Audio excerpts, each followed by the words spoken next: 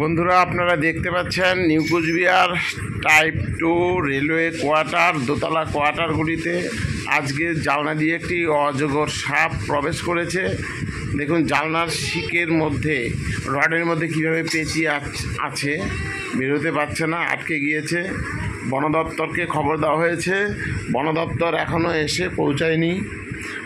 এই বলা বন্ধুরা, যে কোয়ার্টারে যারা আছেন আশেপাশে জঙ্গল পরিষ্কার রাখবেন,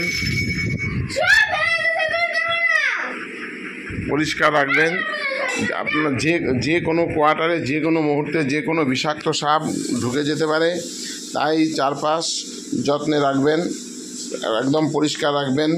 দরকার হলে বাজার থেকে ব্লিচিং পাউডার এবং কার্বলিক অ্যাসিড কিনে এনে বাড়ির চারধারে রাখবেন। দেখুন বিশাল বড় সাপ, মিনিমাম 10-12 ফুট হবে। আপনারা অবশ্যই লাইক, কমেন্ট ও শেয়ার করবেন এবং সবাই সতর্ক থাকুন।